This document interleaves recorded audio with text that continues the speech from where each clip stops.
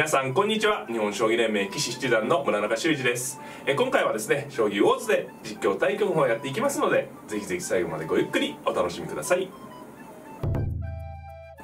はい、ではね、早速やっていきたいと思います。今回も10分切れ負けで、音声読み上げをですね、香川真直、女流4段に設定してあります。はい、今回は私が、すみません、後手ですね。後手番でした。はい、後手番になりました。はい、四段の方ですね。はい。今回ですね、今回の読み上げに設定している香川さんがね、最近、女流4段にね昇段しまして、はいね、香川さんはライブをねやってる、ね、YouTube やってるんですけども、そちらの方でもねライブやってましたね。はい、私今回ちょっとご機嫌中飛車です。ちょっとご機嫌中飛車ね、最近あまりやったの中飛車で、このねご機嫌中飛車っていうのは角道をこう止めないで、真ん中に飛車を持っていくのがポイントですね。ポイントというか特徴ですね。まあ相手の方がね、いろんな対策があるんですけど、一番穏やかですね。今回はこうね、飛車先角の5筋をね位を取らして、指す指し方ですね。あとここで、もしかして急戦模様に来るかもしれないですね。3七銀と出てくれば急戦気味ですね。あ、飛車寄りですか。これちょっと早い手ですね。なるほどなるほど。飛車寄りは早いこう手、珍しい手ですね。いずれにしろね、こう振り飛車っていうのは今までこのチャンネルでもねお話しさせていただいたんですけど、振り飛車の弱点ってこう角の頭なんですよね。でこの角の頭を、今回飛車で狙う作戦、3七銀から4六銀というね超速っていう形があるんですけど、それですと、飛車の頭角の頭をすみません、角の頭を、飛車で狙う銀で狙うですね。失礼しました。銀で狙うのが超速です。でね、今4四角って言ったんですけど、これがですね振り飛車の上等手段でして、これでね飛車を回ってね、これ皆さん覚えてください。角を上がって狙われてたんですけど、角上がってこうね飛車を回って、こう相手のね攻め陣攻撃陣をこう逆に牽制してしまうと。ここ難しいですね。3七銀と上がられて、さらに銀を上がってね、追っかけちゃう手もありますね。圧力をかけちゃう手もちょっとやりすぎかもしれないけど、上がってみますかね。これはちょっとね、今6六歩って止まってる格好が一瞬こう角が使いにくいんですよね。ですので、この飛車銀にね圧迫をして、4六歩ならね、同銀と取ることができます。この歩突きはね、さすが相手の方非常にね強い方だなって感じですね。こうついておいていつでも9七角とね出れるようにしたということですね。押さえちゃいますか、分かりやすくね。この辺難しいですね。一応これで気分はいいですけれども、形勢は難しいです。ここの歩を押さえたところでね、具体的な戦果がね上がったと言えるかと言われると難しい。あとは今途中になってしまったんですけれども、私の方の王様がまだ美濃囲いですね。振り飛車の定番である美濃囲いの格好が組めていないので、強い戦いになるとねちょっと不安があるんですよね。ですので今3六歩と押さえて1回相手の攻め駒を押さえたんですけれども、これ2四歩狙ってるんでね飛車を置いて、何か動かれてしまうと怖いと。なのでなるべくね美濃囲い急ぎます。で相手の方もね囲ってきましたね。これはちょっと落ち着いた感じになりました。さあここからどうするかですね。この歩を突くか金上がりますか。美濃囲いを完成させてね、一応ここでポイントある程度稼いだと見て、王様を囲う王様の方にね王様整備に、取り掛かりました、私の方は。はい。でここの歩がねいつでもすぐはないですけれども、銀が動くと、3七歩成と破る手があるので、それが一応ね私の方が狙い筋として残っているということですね。で相手の方は銀冠にして王様を固めてさらなるチャンスを待つと。角引きですか。これはここの地点の根を防いだんですね。何か危険な手があればということで。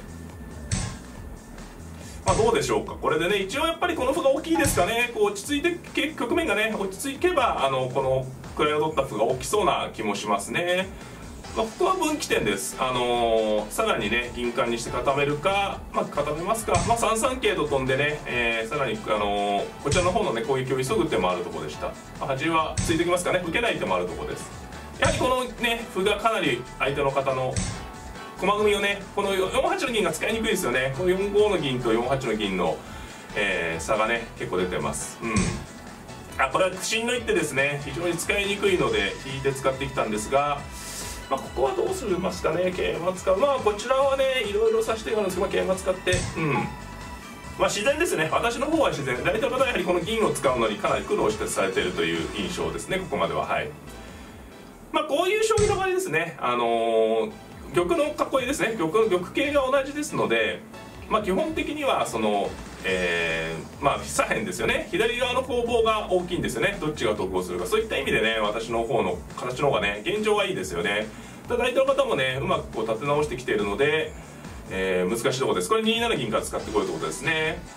これそろそろ私の方も動く手を考えたいかありますかね。これはね普通に決戦にさえなれば指せるんですけど、そのね結構まだ難しいです。これね普通に決戦といってもねこう駒がぶつかってさばきになればやはり駒の働きの良さで振り飛車優秀なんですけども、相手の方が非常に苦労してね苦心しながらこう駒がぶつからないように組んでいるので、収まりましたか。ここで飛車を回ってようやくこれは駒がぶつかりそうですかね。銀を立て直したところのこの4八の銀が銀が3八に行ったので中央が薄いんですよね。ですので4四角から5四飛車と中央に狙いを切り替えたということです。先ほどまではね4八に銀がいたので、中央が結構硬い格好だったんですね。4八銀6八角という格好ですと中央が厚かったんですけども、これで飛車角銀桂が理想的にこう中央を狙う格好になったので、これは具体的なね、戦果っていうか良さが出てきた局面ですかね。この角では勝負手ですね。交換にして指そうと。この手はここでは難しいですね。角逃げる手も考えられますが、さすがにこれはシンプルにいきますかね。逃げて指す手もあるんですけれども、ここはまた分岐点です。そうですね。辛くいきますかね。5六歩同歩同銀でも十分なんですが、辛く飛車をいじめますか。これ結構この手が痛い手なんですよね。銀が使いにくい。5六これでね角になると飛車銀がかなりいじめられるので、そしてからね5六この方が、より飛車をねこうなんていうんですか封印してから相手のやっぱり飛車というのは脅威ですから飛車を封印してから自分の方だけさばくということで、これで2六に例えば飛車入れると3六飛車というね活用する筋が残るんですけど、馬によってね封印した状況になっているので、これは、はっきり振り飛車いいですね。押し込んだところでは、具体的な戦果と言えるかどうかって感じだったんですけど、ここまで来ますとねさすがにはっきりねその歩が拠点がね歩を軸として駒がね働きがいいので、金引きですか。さあどうするかですね。ここは迷いますね。シンプルにいきますかね。銀を成って、シンプルに破る突破を目指します。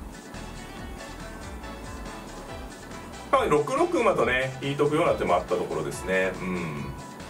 一応これ6九金に5八成に耐えると5五歩同飛車5六歩同飛車6七角というねちょっと今早口になってしまったんですけど、そういう手がありますね。今気が付いたんですけど、それちょっと気をつけないといけないですね。6六馬とねこの歩を取りながら引いとくのも非常に手厚い手でした。そちらの方が良かったかもしれないです。これで金引くんでしょうね。同金同飛車成となってしまうとさらにね傷が広がりますし、5五歩もあるんですけど、この場合はですね5五歩と打っても4六角ならね5六そうこの時に5六飛車といって馬がいるんでねただで取られる格好じゃないんですよね。手筋の一手なんです。5五歩同飛車4六角って手筋の一手なんですが、馬の力でね、5七地点が支えられているので5七金にも馬とね取ることでね対応できます。序盤の方のね角の頭をこう攻められた時の対応ですよね。はね振り飛車テクニックなのでぜひ皆様にもね覚えていただければいいかなと思うんですよね。そしてこれで同馬でやはりこの3八の銀が辛いですね。ここで飛車が成りまして、これははっきりね振り飛車優勢ですね。